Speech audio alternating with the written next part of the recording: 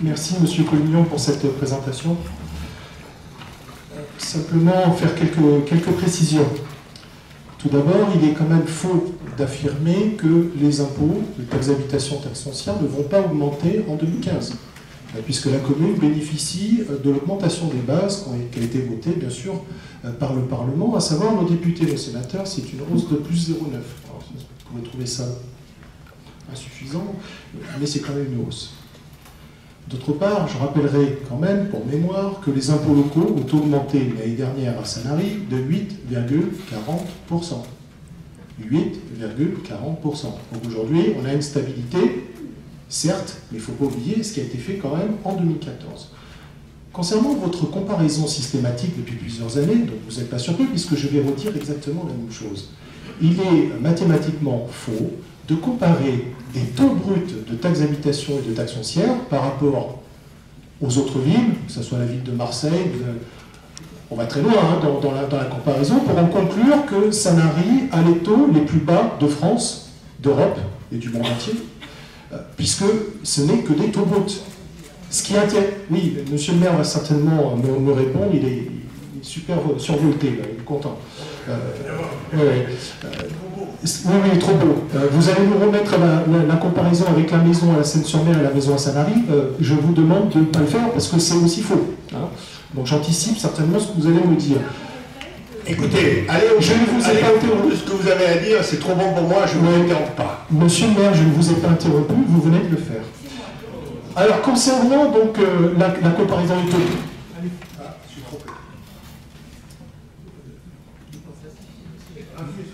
Ça y est, je peux parler, monsieur le maire? Bon. Concernant donc la comparaison des taux bruts, c'est faux intellectuellement. Ce qui compte, c'est l'impôt net qui est payé par foyer fiscal, c'est-à-dire la fin du calcul, sachant, par exemple, que les villes que vous avez citées bénéficient d'abattements que nous n'avons pas. Je parle, par exemple, d'un point de vue technique, l'abattement général à la base ou l'abattement spécial handicapé. Donc déjà, il y a ça. D'autre part, vous méconnaissez aussi la valeur fiscale de la ville de Sanary. Les valeurs locatives à Sanary sont élevées. Et effectivement, nous avons une qualité de vie qui est supérieure par rapport à l'habitant qui habite la ville de Brignoles, qui n'a pas une vue sur mer, qui n'a pas effectivement cette qualité-là. Donc, un bien immobilier à Sanary sera évalué beaucoup plus fortement sur la valeur locative, parce qu'effectivement, nous avons un cadre de vie qui est différent. Hein, donc, comparons ce qui est comparable. Alors, on peut prendre la même maison, etc. Elle ne sera pas évaluée par le centre des impôts fonciers de la même manière qu'elle se situe à Sanary ou dans le Haut-Var. Je reviendrai donc aussi sur ce que vous avez dit sur la CFE. Alors, effectivement, le taux baisse, on ne peut que s'en féliciter, je suis d'accord, mais il faut mettre aussi dans la balance que nos commerçants acquittent, pour certains d'entre eux, des taxes de première installation sur les terrasses qui est très élevée à Sanary, des taxes de droit de terrasse qui sont très élevées à Sanary, donc il faut aussi mettre ça dans la balance. La CFE n'est qu'une partie de ce qui paye à la commune de Sanary. Alors j'aurais aimé voir, au contraire, bien évidemment, la restauration des abattements généraux à la base pour les résidences principales. Je trouve que c'est quelque chose d'important. J'aurais souhaité, bien évidemment, qu'on ait une meilleure gestion concernant la gestion des emprunts. Vous n'avez pas précisé le montant de la dette, on le verra avec les budgets primitifs qui seront adoptés la semaine prochaine. J'ai bien noté que vous faites un effort de 400 000 € en capital, c'est bien ça, monsieur Collignon, sur chaque année, mais ça ne vaut, je crois, que sur le budget principal, pas sur les budgets annexes, sauf erreur de ma part. Monsieur Collignon? Oui. Donc j'aurais préféré qu'on affecte une partie de l'excédent au remboursement de la dette. Voilà ce que j'avais à dire sur le budget. Je rappellerai également, alors si les chiffres sont beaux à entendre, présentés de la manière que vous le faites, s'ils sont justes, je rappellerai quand même qu'en octobre 2012, il y a eu un rapport de la Chambre régionale des comptes.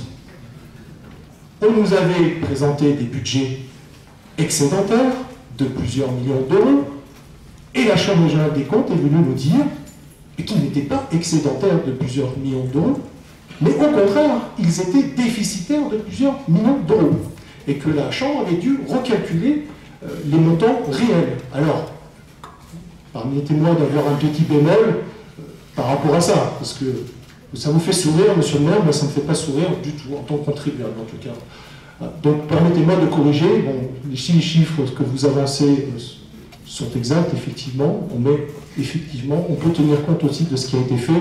Et devant cette séance, on avait présenté des budgets excédentaires de plusieurs millions d'euros qui se sont avérés totalement faux. Donc, voilà ce que j'avais à dire. Vous avez entendu tout à l'heure, on a évoqué les garanties d'usage. Les garanties d'usage, c'est quoi? C'est une place au port qu'on loue, on va prendre un chiffre, 30 ans, pour 15 ans, pour 10 ans, on va prendre 30, ça fait le compte rond. Et celui qui prend la location paye tout de suite le loyer de 30 ans. Ça, vous l'avez tous compris.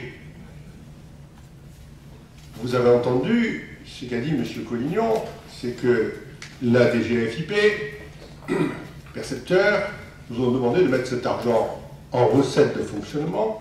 Vous avez bien noté aussi qu'on les a automatiquement basculés en investissement. C'est-à-dire qu'on ne va pas les flamber comme ça pour tirer des feux d'artifice ou je ne sais trop quoi. Ça va servir à faire des travaux. Vous allez à une concession au cimetière, ou du moins une concession de 30 ans, on vous donne un désigne un bout de terrain, et vous payez le loyer des 30 ans pour faire des travaux. Dans le cimetière, c'est la loi qui nous l'impose. Moi, je veux bien qu'on me parle de la Chambre régionale des comptes. Peu cher, pécaille. À qui s'y muta. Voyez-vous que arrive un magistrat qui nous dit « Ah, mais quand vous percevez un loyer de 50 ans, vous ne pouvez pas y toucher.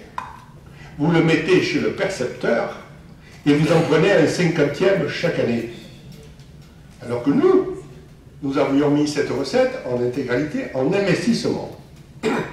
Il est évident que partant de ce beau constat, le monsieur est arrivé à nous dire que notre budget était en déficit. Manque de bol, il y a quand même dans les ministères et dans la DGFiP des gens qui réfléchissent un petit peu. Parce que vous comprenez quand même que percevoir le loyer de 50 ans et le mettre chez le percepteur à 0% de rendement. Non mais vous vous rendez compte? Ces types-là, ils sont chargés de contrôler les comptes, mais c'est eux qui mettent le pays en faillite, il ne faut pas chercher midi à 14 heures. D'ailleurs, le président de la Chambre, pas la Chambre régionale des comptes, de la Cour des comptes, quand le journaliste lui a dit 9 fois 7, il a répondu 84. Et il a reposé 3 fois la question au moment qu'il réalise qu'il ne savait pas compter. Vous vous rendez compte comment on peut écrire des choses pareilles? M. Collignon, il était DGS d'une commune avant. Je n'ai pas été regarder les comptes de la commune, mais à mon avis, le maire avait des soucis à se faire avec un type comme ça. Donc la Chambre régionale des comptes, vous pouvez nous la ressasser autant que vous voulez. Il faudra qu'un jour, il vienne un peu qu'on leur explique certaines choses. Judiciaire a été ouverte par le parquet de Marseille à l'encontre de Ferdinand Bernard, le maire de Sanary. Cela fait suite à un rapport remis par la Chambre régionale des comptes qui montrait de nombreuses irrégularités dans la gestion de la ville. Nous y reviendrons dans les jours qui viennent.